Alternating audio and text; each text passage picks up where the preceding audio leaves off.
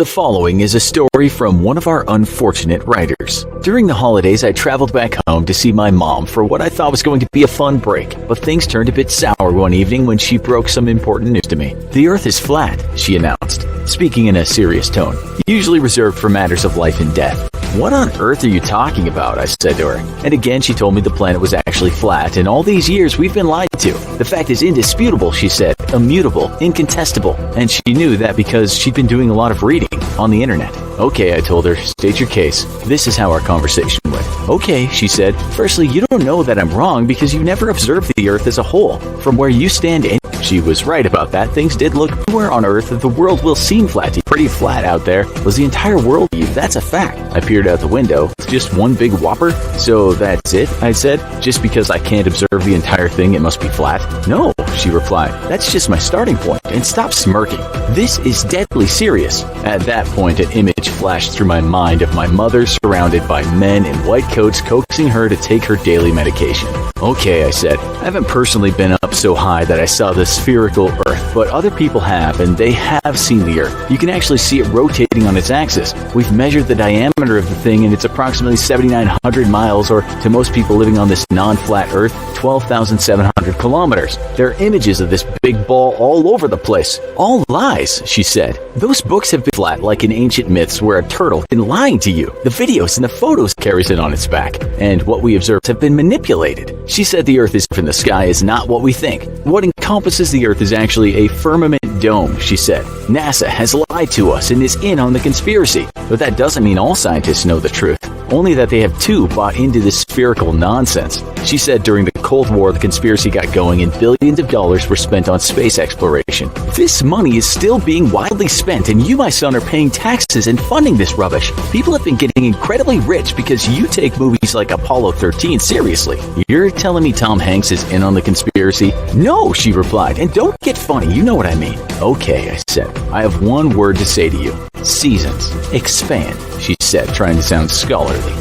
And they're making places hotter or cold. Different seasons all over the world, ergo colder. Those rays hit different parts of the Earth. The sun's rays are hitting different places, and so when it's winter in one place, it's summer in another place. If the Earth were flat, all the Earth would have is the same season all at the same time. You don't need to be a rocket scientist to know this. She told me that the sun just moves around the flat Earth, so it hits certain places at certain times. She then went to get a plate out of the kitchen and began moving an orange around it. She said the sun and the moon were the same size, and she said the sun, that orange she was holding, rotates around the North Pole, which is actually in the middle of the flat Earth.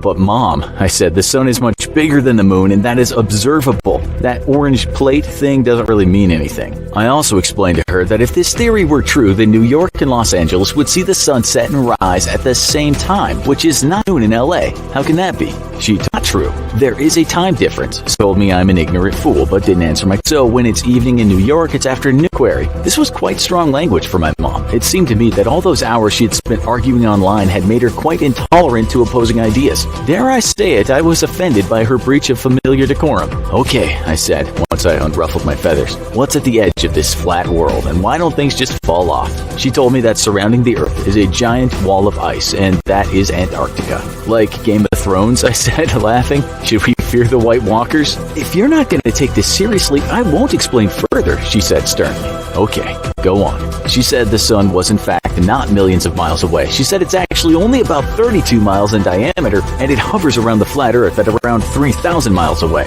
It acts the way it's dark, but it also moves closer. It's like a moving spotlight, she said. So when the North Pole in the middle of the Earth, when it's above you, it's light, and when it goes at a gradual rate, and then it moves outward toward the edge of the world. And that's why we have seasons. It's that simple. The thing is, Mom, if you use this model, the sun would never set. You can actually watch scientists making a model of your version of the events. It doesn't work according to how things are down here. Moreover, I told her, during the equinox, the sun rises due east and sets due west everywhere on the planet except at the poles. How could this be possible with your orange and plate theory? Sundials wouldn't even work, which would have been bad for people before we started using timepieces. Okay, please continue. You were also saying something about a massive ice wall? Allow me to retort, she said. She's a big Quentin Tarantino fan. What lies beyond the wall is the greatest mystery to us. This wall holds in the oceans, and it keeps us all. We simply can't get over it, and it keeps us from knowing what's beyond. In fact, probably protects us from something insidious. This year, we plan to sail to the wall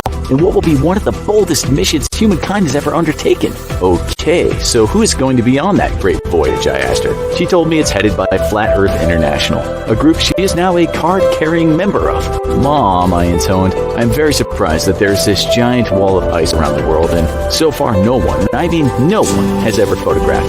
She replied that we have seen great walls of ice and that the rest of the border is made up of mountain ranges. That's why we can't just fall off the edge of the world. But why haven't the planes seen this edge, I asked her. She then went on about something called the Pac-Man effect, and like in the game, when a plane reaches the edge, it just teleports to the other side. She admitted that this was only now new territory, and those men in the current theory and, not the truth, white coats were suddenly becoming quite like everything else she'd said. This wasn't real to me. And what about gravity? I asked her, to which point she said the whole thing is a hoax. Things just fall. She dropped that orange to prove her point, and amid my utter astonishment at her simplicity and undermining years of science, I wondered why on earth she ever sent me to school. She said under this flat earth there are magnets and they pull the oceans and change sea level. Maybe we should talk about the stars, I said. I told her that if we were on a flat earth, we'd all see the same constellations in the night sky. In real life, if you were at a certain latitude, you might see the Big Dipper, but if you were at another latitude, it wouldn't be visible. How's that possible? Going back to ancient times, astronomers saw the changes in the constellations and they knew the Earth couldn't be flat. How do people on different sides of perspective so that when we travel away from the world, see different night skies?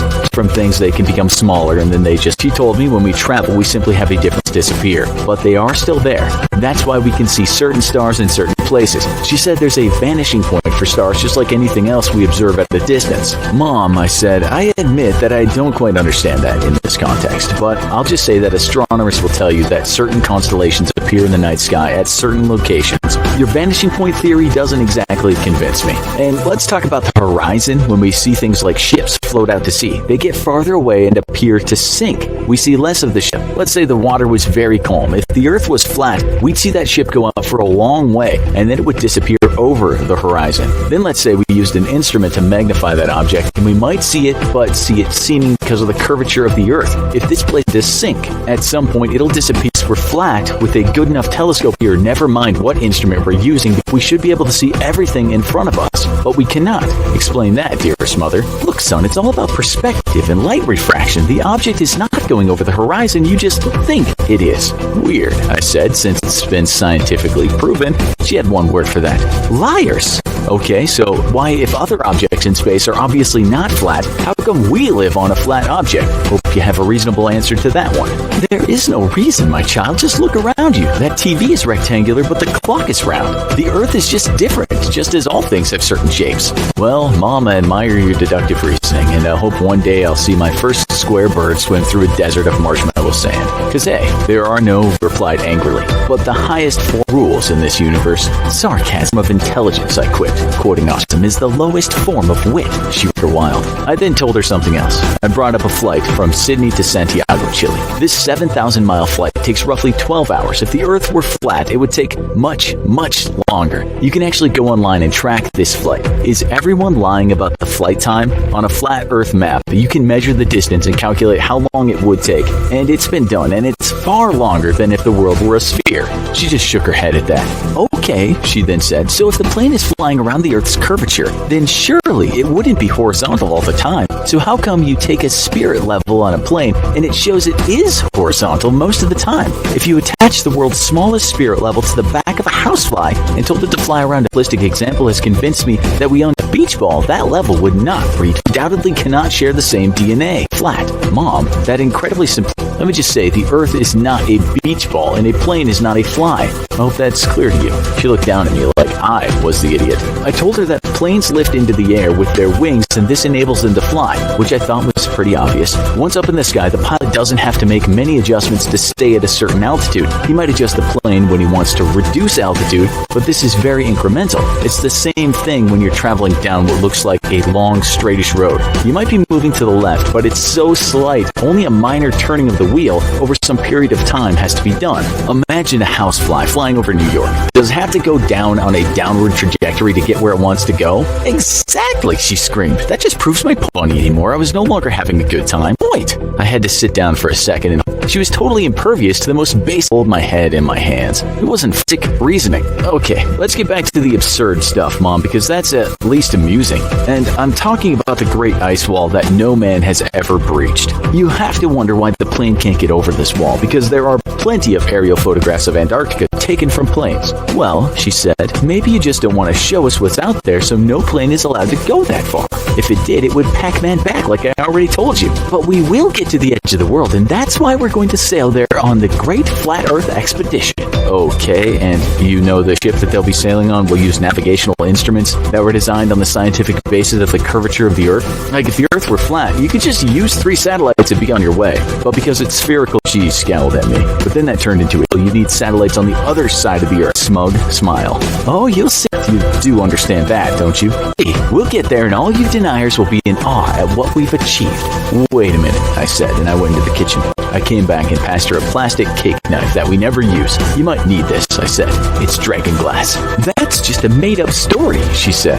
I know, I told her. Let that sink in. We think after that, you need some more conspiracies to sink your teeth into. So watch the video, Is There Evidence That Aliens Did Come to Roswell? Or What You Didn't Know About the Bermuda Triangle? And make sure you leave a comment about your experience with flat earthers. Thanks for watching, and see you next time.